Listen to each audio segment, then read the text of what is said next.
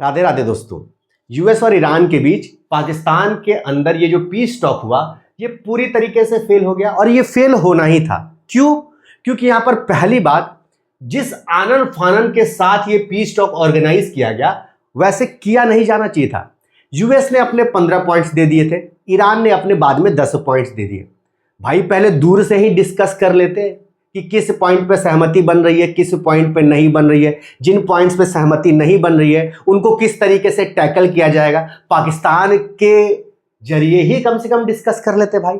लेकिन ना, एकदम आनन फानन में कि ठीक है हमने 15 पॉइंट दे दिए, तुमने 10 पॉइंट दे दिए, अब आओ पाकिस्तान के अंदर मिल बैठ के बात करके पीस टॉक कर लेते हैं। ऐसे थोड़ी होता है, इतने आनन फानन में कोई रिजल्ट नहीं मिलता है। दूसरी सबसे बड़ी बात, यहां पर पीस टॉक करने आए यूएस और ईरान, इनको एक दूसरे पे पहले तो भरोसा ही नहीं। जब भरोसा ही नहीं तो पीस टॉक करने आए क्यों?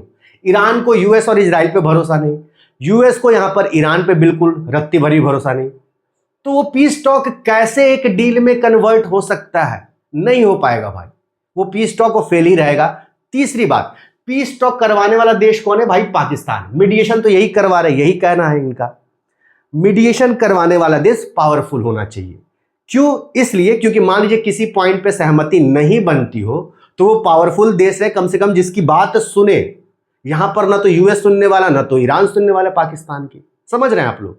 तो ऐसे सिचुएशन में जब पीस टॉक होंगे तो वो फेल ही होंगे। बहरहाल यहां पे पाकिस्तान कोई मीडिएशन नहीं करवा रही, ये बात आप लोग दिमाग में डाल लीजिए। ये यूएस के हाथों की कठपुतली। और दूसरी बात, पाकिस्तान बस एक जगह दे रहा है, अपना जगह, अपना देश, यूएस के कहने पे कि ठीक है यहां पर हम लोग आके बातचीत कर लेंगे। कैसे आप लोग शादी में कोई बैंक्वेट बुक कर लेते हैं, समझ रहे हैं, केवल वहां पे जाके अपनी शादी करने के लिए। बस उसी तरीके से यूएस ने बोल रखा है कि भाई पीस टॉक होगी तो हम तुम्हारे यहां पर आएंगे, तुमको अपनी जगह देनी पड़ेगी क्योंकि तुमको हमसे पैसा वैसा चाहिए होता है भाई। तो बोला जी हुजूर, ठीक है। तो ये अपना सब साजो सामान तैयार रखे थे, सब टेबल वेबल रेडी करके रखे थे, पोछा ओछा मार के रखे थे। यहां पर आए ये लोग, बात किए, बात नहीं बनी, उठ के ये अपने देश चले गए, ये अपने देश चले गए। फिर जो कचरा हुआ खा पी के फेंकोगे उसको साफ कर रहा है पाकिस्तान। बस यही पाकिस्तान यहां पर किया, लिटरली यही कह रहे, मजाक नहीं कह रहे। खैर आगे बढ़ते हैं। तो बात करें कि यूएस की तरफ से कौन आए थे, तो यूएस की तरफ से जो सबसे टॉप उनके अधिकारी आए थे, जो टॉप ऑफिसर आए थे, सॉरी, उनके वाइस प्रेसिडेंट जेडी वेंस आए थे। और ईरान की तरफ से भी उनके स्पीकर आए थे, लोकसभा, उनके पार्लियामेंट के स्पीकर, उनके फॉरेन मिनिस्टर, सब लोग आए थे। तो बढ़िया डेलीगेशन। कहां पे ये लोग लैंड किए थे? ये लोग लैंड किए थे नूर खान एयरबेस पे। पीस टॉक चला इस्लामाबाद में, लेकिन ये लोग लैंड कहां किए थे? ये लोग लैंड किए थे नूर खान एयरबेस पे। इस्लामाबाद से महज 25 किलोमीटर की दूरी पर है। अब इसको भी लेकर अलग अलग खबरें आ रही है कि पाकिस्तान कहीं ना कहीं एक दिखाना चाह रहा था। भाई किसको दिखाना चाहेगा यार? हमको तुम दिखा के क्या करोगे? हमने तो वहां पर अटैक किया ही था, पूरा सैटेलाइट फुटेज हमने जारी कर दिया कि हाँ भैया तुम्हारे एयरबेस को हमने अच्छा खासा नुकसान पहुंचाया। तो हो सकता है कि हमें यह दिखाने की पाकिस्तान कोशिश कर रहा है कि भाई देख लो, जो तुमने डिस्ट्रॉय किया था उसको हम फिर से तैयार कर दिए हैं। तो नूर खान पे लोग लैंड किए। और सबसे एक जो मेन रीजन हो सकता है वो यह कि इस्लामाबाद के अंदर इन लोगों ने लगभग कर्फ्यू सा लगा दिया, एकदम लॉकडाउन लगा दिया है। जगह जगह कई सारे रास्ते पूरे लॉक कर दिए। लॉकडाउन इसलिए क्योंकि इनके घर के अंदर भी तो गृह युद्ध चल रहा है पाकिस्तान में। कई सारी पॉलिटिकल पार्टीज, कई सारे ग्रुप्स बवाल काटे हुए।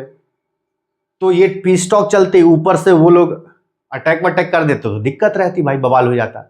तो इस कारण से इस्लामाबाद में ना लैंड करवा के इनको इस नूर खान एयरबेस पे लैंड करवाया गया, जो कि एक मिलिट्री साइट भी है। और फिर यहां से केवल 25 किलोमीटर दूर है इस्लामाबाद, रास्ते के जरिए ये लोग पहुंच गए। तो इस कारण से यहां पर लैंड करवाया गया। खैर अगली बात जो एक चर्चा का विषय बनी, वो दो फोटो यहां पर आप लोग देख रहे हैं। एक में ईरान के डेलीगेशन के साथ कौन है?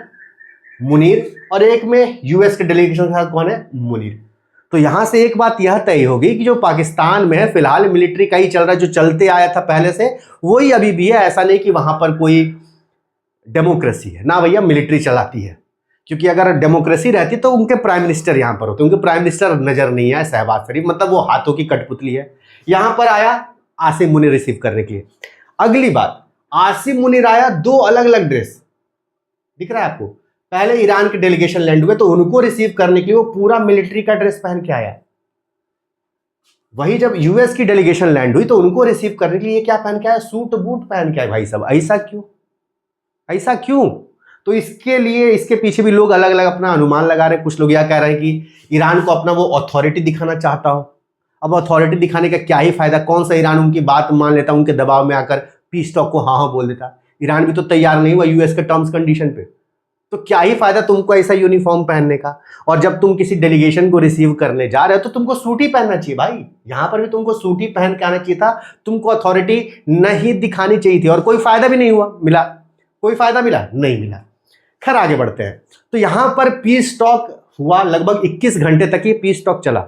और जिस दौरान पीस टॉक चल रहा था, ट्रंप की तरफ से कुछ बातें भी निकल के सामने आती, ट्रंप साथ साथ धमका भी रहता। अब समझिए कैसा पीस टॉक, जहां पर एक तरफ आपका डेलीगेशन गया हुआ है पाकिस्तान में, बातचीत कर रहा है पीस टॉक के लिए, और पर्दे के पीछे तुम दूर से ही बैठ के अमेरिका से तुम धमका रहे हो ईरान को कि पीस टॉक नहीं हुआ तो अंजाम बुरा हो जाएगा, फिर से युद्ध छेड़ देंगे, फिर से तुमको तबाह कर देंगे। ऐसे पीस टॉक होता है? आप बताइए, खुद बताइए कमेंट में लिखे कि ऐसे पीस टॉक कोई होता है? लेकिन यही चल रहा था पर्दे के पीछे, अमेरिका धमकी भी दे रहा था और अपने डेलीगेशन से वहां पर बातचीत भी कर रहा था अमेरिका। तो ये कंडीशन है इस पीस टॉक का। काहे का भाई पीस टॉक, मुझे ये समझ में आ ही नहीं रहा, लेकिन अब है तो चर्चा कर रहे हैं, बस ये समझ लीजिए। वरना ये पीस टॉक के नाम पे लिटरली ये केवल लाफ्टर था, मोकरी था पीस टॉक के नाम पर, और इससे ज्यादा कुछ नहीं। इसके अलावा बात करें तो एक तरफ अमेरिका धमका ही रहा था, दूसरी तरफ इजराइल धमकाई क्या रहा था, इजराइल हमला ही कर रहा था लेबनान पे, लगातार उसका हमला जारी ही था भाई। इजराइल रुक नहीं रहा है। लाख कह रहे हैं सब लोग कि भाई इस पीस टॉक में लेबनान भी शामिल है, उस पर भी हमला नहीं करना है। ईरान लगातार बोल रहा है, पाकिस्तान बोल रहा है, इजराइल नहीं मान रहा है, बोला कि नहीं शामिल है भाई, हम तो हमला करेंगे, हम तो कब्जा करेंगे लेबनान का सदर्न वाला पार्ट। ये इजराइल के मन में, और इजराइल रुक ही नहीं रहा था। एक तरफ पीस टॉक चला था, उधर दूसरी तरफ साउथ लेबनान में इजराइल का हमला लगातार जारी था, लोग मर रहे थे वहां पर। तो ये चीजें नहीं होंगी। मान लीजिए अगर आप पीस टॉक के लिए जा रहे हो तो लिटरली में इजराइल की गलती है यहाँ पर, एक तरीके से देखें, या तो पीस टॉक होता ही नहीं, वो अपना हमला करते थे। काहे के लिए पीस टॉक, ये मुझे समझ में नहीं आ रहा। ये कोई बहुत बड़ा या तो गेम चल रहा है पीस टॉक के पर्दे के पीछे, कि यहाँ पर फिर से यूएस अपना कुछ तैयारी कर लिया होगा, जो रिपेयर करना होगा उसको कर लिया होगा, जो सर्विसिंग करना होगा अपने इक्विपमेंट का कर लिया होगा, 3, 4, 5, 10 दिन में पूरी तैयारी एक बार फिर से हो जाएगी। जो कुछ रिप्लेसमेंट करना होगा रिप्लेस कर दिए होंगे, जो नया मंगवाना होगा नया मंगवा लिए होंगे, और फिर से हमला कर देंगे। ये भी एक हो सकता है, इनका एक बहुत बड़ा टैक्टिक हो सकता है, कोई बड़ी बात नहीं है। खैर यहाँ पर अब सवाल उठता है कि भाई इतने जद्दोजहद, इतनी जल्दबाजी में पीस टॉक करने आए ये लोग, फेल क्यों हो गया? तो उसके पीछे कुछ कारण निकल के आ रहे हैं। एक तो भैया सबसे पहला कारण स्ट्रेट ऑफ हॉर्मुज, और ये बहुत बड़ा कारण है। ईरान बोल रहा है कि हम अपने टर्म्स कंडीशन पे अब स्ट्रेट ऑफ हॉर्मुज खोलेंगे, पहले जैसी स्थिति नहीं रहेगी कि फ्री में वेसल्स आएंगे जाएंगे ना भैया, हम तो यहाँ पर पैसा वसूलेंगे, और इंटरनेशनल जो सी लॉ है उसके हिसाब से आप लिटरली में पैसा नहीं वसूल सकते हो। तो ईरान बोल रहा है कि हम वसूलेंगे, यूएस बोल रहा है कि ऐसा तो बिल्कुल गलत है भाई, फिर तो तुम ये सीज फायर जो हुआ था उसकी शर्त ही सबसे पहले यही थी कि सीज फायर तभी होगा, यूएस ने यह बोला था, इजराइल ने यह बोला था, तभी होगा जब तुम स्ट्रेट ऑफ हॉर्मुज सबसे पहले खोलोगे। लेकिन स्ट्रेट ऑफ हॉर्मुज ये खोलने को तैयार नहीं है। कई जगहों पे रास्तों पे इन्होंने सी माइंस बिछा रखे हैं, अब डर से कोई वेसल उन रास्तों से आ जा नहीं पा रहे स्ट्रेट ऑफ हॉर्मुज में। तो यूएस का यह भी कहना है यहां पर कि भाई हम वो सी माइंस को भी अब हटा रहे हैं। यूएस के कुछ शिप्स, कुछ वॉरशिप्स उन सी माइंस को भी डिस्ट्रॉय, उन सी माइंस को भी हटा रहे हैं यहां पर, और ईरान बहुत गुस्सा रहा। तो एक तो सबसे बड़ा कारण ये स्ट्रेट ऑफ हॉर्मुज है भाई। ईरान बोल रहा हम पैसा वसूलेंगे, यूएस बोल रहा है गलत है, दुनिया बोल रही है गलत है। इसके लिए तो कोई सहमति नहीं देगा भाई। और अगर ये मामला बहुत पेचीदा रहा तो इसके कुछ रिजल्ट हो सकते हैं। एक कि सारे देश लास्ट में ईरान के खिलाफ हो जाए, जिनका भी यहां से इंपोर्ट एक्सपोर्ट हो रहा है, सारे देश लास्ट में, जो भी कुछ पक्ष में बोल रहे हैं, लगभग सारे ही पक्ष में भी बोल रहे हैं, हो सकता है सब अगेंस्ट में आ जाए।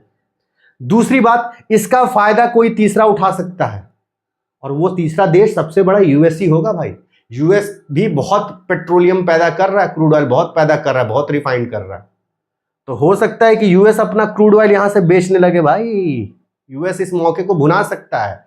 करते रहो तुम, यहाँ पे गल्फ कंट्रीज को घाटा लगेगा फिर बहुत ज्यादा। और ट्रंप ने ऐसा ट्वीट किया कि भाई आओ हमारी तरफ, हमसे तेल ले जाओ, अब बंद रहने दो gulf of Hormuz, straight of Hormuz.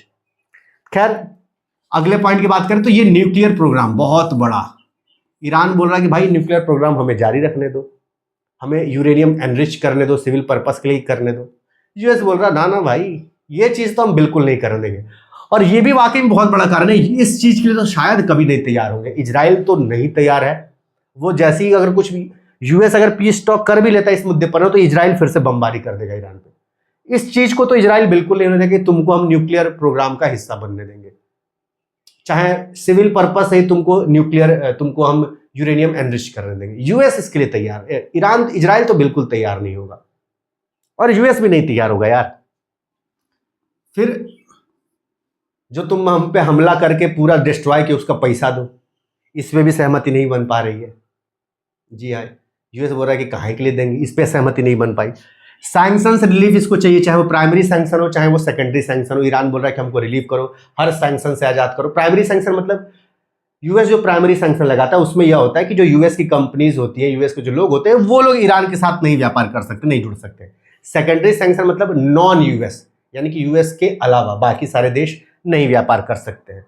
तो ईरान का कहना है कि इन सैंक्शन को हटाओ, यूएस बोल रहा है, ईरान का बोल रहा है कि सैंक्शन का, ईरान बोल रहा है सैंक्शन को हटाओ, यूएस बोल रहा है अभी नहीं हटाएंगे, पहले सारा डील हो जाने दो उसके बाद हटाएंगे। इस पे सहमति नहीं बन पा रही है। और फिर जो पूरा उस एरिया में हॉस्टिलिटी वाली सिचुएशन चल रही है ईरान को लेकर, ईरान बोल रहा है कि भाई उसको खत्म करो, ये जो दुश्मनी तुम और बढ़ा रहे हो, जगह जगह अटैक करो, ये चीज पूरी तरीके से खत्म करो, फॉर्मल लिख के दो तब बात बनेगी। तो ये वो सारे पॉइंट्स रहे जिन पर सहमति बिल्कुल भी नहीं बन पाई, और सहमति नहीं बन पाई 21 घंटे तक बातचीत चली, ऐसी खबरें निकलकर सामने आ रही है। लेकिन जब सहमति नहीं बन पाई तो लास्टली यूएस के डेलीगेशन उठ के अपने घर चले गए, पाकिस्तान के डेलीगेशन उठ के अपने घर चले गए, और ये जो पीस टॉक था वो बिना किसी अग्रीमेंट के कंक्लूड हुआ। मतलब ये पीस टॉक पूरी तरीके से क्या हो गया, ये पीस टॉक पूरी तरीके से फेल रहा। तो इस कारण से मैं बोल रहा हूं कि मतलब यार देखो, कोई पीस टॉक करने जा रहा है तो पहले से पीस टॉक को लेकर एक इरादा होनी चाहिए आपके अंदर, एक जज्बा होनी चाहिए कि हाँ पीस तो कर ही देना, पीस टॉक, एक डील तो साइन कर ही देनी है। यहां पर वैसी इच्छा यूएस की भी नहीं है कि भाई पीस टॉक करना ही है। वो ऐसा लग रहा है कि वो केवल एक टाइम बाई करके चल रहे थे ईरान से कि सीज फायर कर लिए, 10-15 दिन का एक टाइम मिल जाएगा हमें, उसके बाद फिर से थोड़ा रिलैक्स करके फिर से एक बार भयानक अटैक कर देंगे। ऐसा लग रहा है यूएस की तरफ से, तो ऐसा ही लग रहा है। इच्छा शक्ति होनी चाहिए ना पीस टॉक की। ईरान अपने जिद पे अड़ा पड़ा है कि ना भैया हम तो स्ट्रेट ऑफ हॉर्मुज अपने टर्म्स कंडीशन पे खोलेंगे, ये भी चीज गलत है।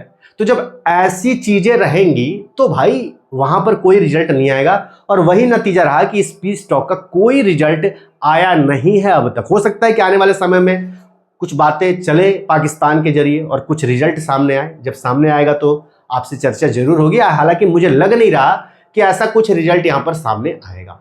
बाकी आपका क्या कहना है अपनी राय जरूर कमेंट करिए, और देश दुनिया से जुड़ी ऐसी खबरों को विस्तार से जानने के लिए ये जो हमने नया चैनल शुरू किया है शेखर राजपूत अनफिल्टर्ड के नाम से, इसको जरूर सब्सक्राइब कर दीजिए।